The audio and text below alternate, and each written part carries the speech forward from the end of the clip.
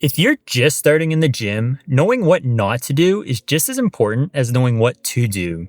These 5 beginner mistakes not only cause injuries, but they also waste your time.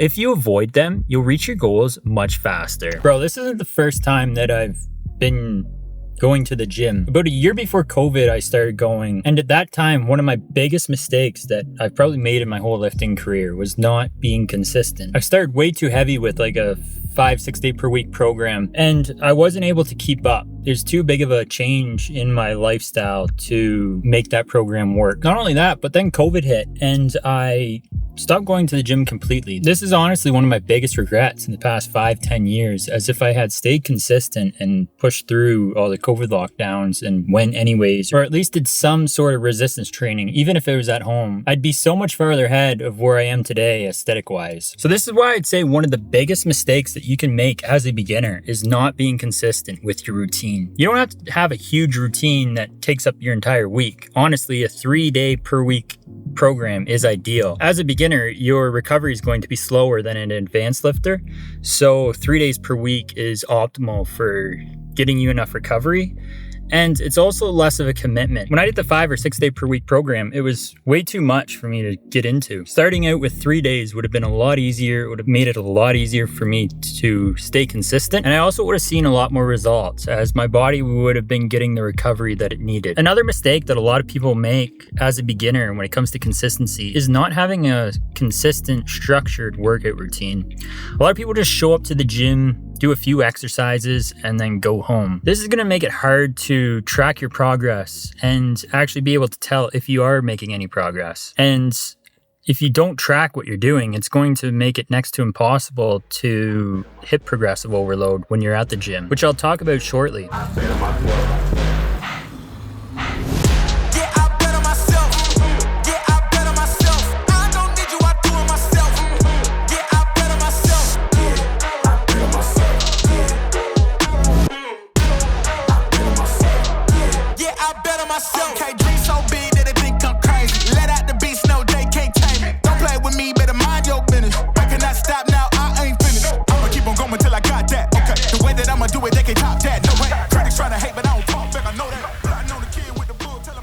Now, the next big mistake that a lot of beginners make is not incorporating progressive overload into their workouts. If you don't know what progressive overload is, it's basically adding additional stimulus to your muscles every time you do a certain exercise. This is why having a consistent workout routine is so important, as if you are always changing things up, you're never going to be consistently increasing that stimulus on your muscles. What the average beginner does in the gym is they just show up and do a random routine, or they have a set routine, but they don't track what they're doing. And even if they do track, they don't know what progressive overload is and therefore are not applying it to their workout. This means that they lift the same weight, reps, and sets every week that they do an exercise, and then the body adapts to that stress and then has no further reason to increase the muscle mass that it puts on, as it's already adapted to the stress that you've given it. Now, what you should be doing to train optimally is every week increase your weight,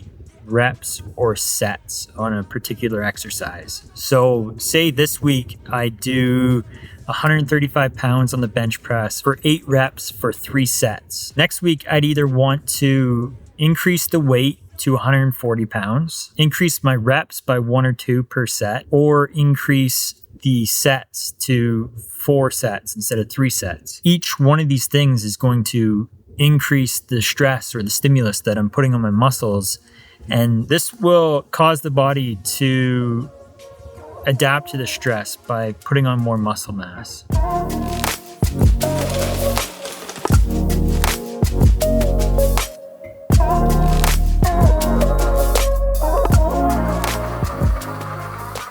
Before I get into the next point, I want to let you guys know about my free fitness accountability group on Discord. For anyone who's out there who has trouble staying consistent in the gym and wants a group to hold them accountable, if this sounds like you, I'd love to have you there. It's completely free. I'll drop the link for that down in the description of this video. Now, one caveat to progressive overload is not to increase the weight at the expense of good form. A mistake that I've made in the past and that I see a lot of other people make is they always are in the mindset that the weight needs to go up, the weight needs to go up, the weight needs to go up. And the problem with this is eventually you can't do the 5-pound increments. And when you do, your form breaks. This is going to end up leading to injury. Not only is that going to be painful, but it's also going to mean that you have to spend time out of the gym. And when you're out of the gym, you're obviously not putting on muscle. So what I do on my sets to avoid this is to only go to technical failure. So as soon as my technique breaks, then I stop doing that set. If I push past this, not only is my form going to be terrible, which will lead to injury, but I'm also not going to be targeting the correct muscles. So doing that particular exercise is no longer optimal. Now you may be wondering how to incorporate progressive overload if your form is breaking when you increase the weight. And to that, I'd say leave the weight the same as the previous week and then increase the reps.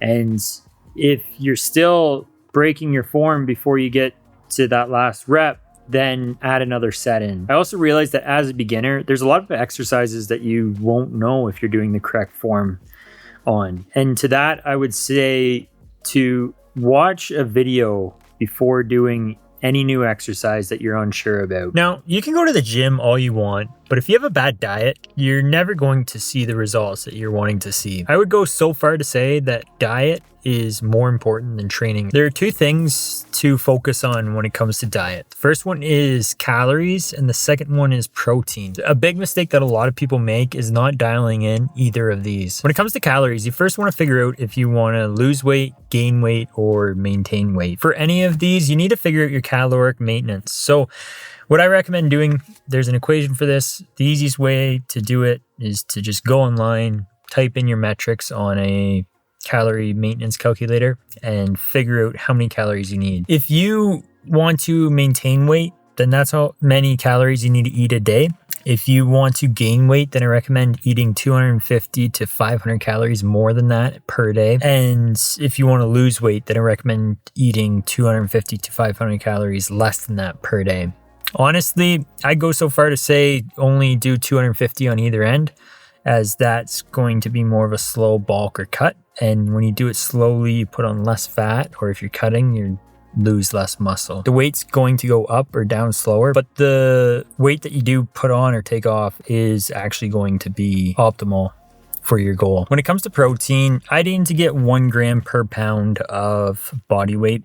So I'm 170 pounds right now. I want to get at least 170 grams of protein. If you've watched my previous videos, I used to say 0.7 grams in the past. And although that is a good amount and you can maintain your muscle mass with that, if you want to put on optimal muscle, then I definitely recommend getting up to that 1 gram per pound mark. I use Macro Factor to calculate all my macros. If you don't know what a macro is, what I'm referring to is a macronutrient, which is fats, carbohydrates, and protein. And oftentimes calories gets lumped into this as well. As if someone's tracking their macros, they're also tracking their calories. I like Macro Factor for a few reasons. One, I can see my micronutrients, which are all your vitamins and minerals, so I can see where I'm low there based on my diet. I also like it because I input my body weight and my calories, and it adjusts everything based on how much weight I'm losing and what it thinks my caloric expenditure is. This makes it pretty well automatic for you, as you just need to follow what the app says and you don't really have to think about anything else. If you do choose to lose it though, and you're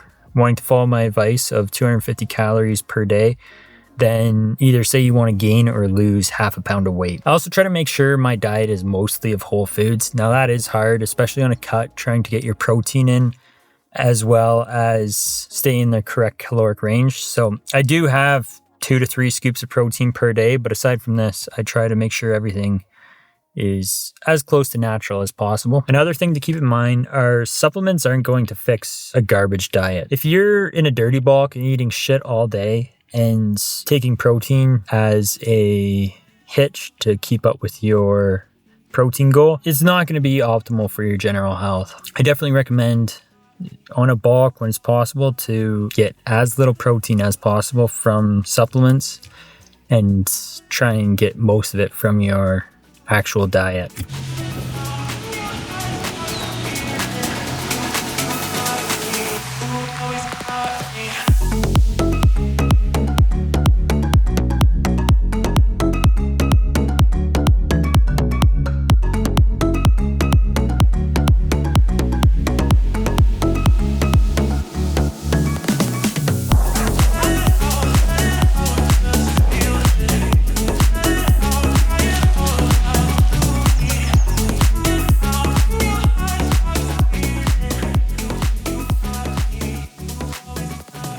Now, a huge mistake that a lot of beginners make, and honestly a lot of advanced lifters make, is not taking recovery seriously. When you're at the gym, your muscles aren't actually growing. They're actually breaking down, but it's the stimulus required in order to build your muscles. Your muscles actually grow at rest. And if you're not recovering properly, you're not optimizing your muscle growth. This is why I recommend doing a 3-day per week program as a beginner, as it's going to help you a lot with recovery. However, another thing that a lot of people suck at these days is getting enough high quality sleep. I know this is a struggle for me. So some of the things that I do in order to make sure that I'm getting enough sleep is aiming to get 7 to 9 hours every night. I put on blue light blockers before bed in order to block out harsh blue light that stops the production of melatonin or inhibits the production of melatonin. I also try and get some morning daylight exposure, as this will help set your circadian rhythm. And last but not least, I take this supplement from Transparent Labs that is like a sleep plus recovery. I honestly find this has made the biggest difference. Ever since taking it, my Oura Ring sleep score has gone up from like a 53 average to like a 75 average. So I definitely recommend checking it out. This video isn't sponsored by them. I just find it very effective at helping me get good quality sleep. The biggest thing though is making sure you're giving yourself enough time to sleep. So make sure you're in bed for at least 7 to 9 hours in order to get enough high quality sleep. Another thing to keep in mind is your job might be messing with your recovery. So if you're very physically active at your job, you might need more recovery than someone who works in an office. And if you're very stressed, that's also going to mess with your recovery. Working out is a form of stress that you're putting on your body, and psychological stress also is a form of stress that you're putting on your body. So if you're a very stressed out person or have a very stressful job, you're going to have a hard time recovering than someone who's very chill and not stressed all the time. Now, I talked about a lot of the mistakes in this video, and that's great, but if you really want to dive into the fundamentals of fitness and make sure that you're doing everything optimally, then I definitely recommend checking out this playlist right here. It talks about all the fitness fundamentals that you need to know and leaves out everything that is honestly just kind of bullshit. If you got value from this video, make sure to click like, and don't forget to subscribe to my channel.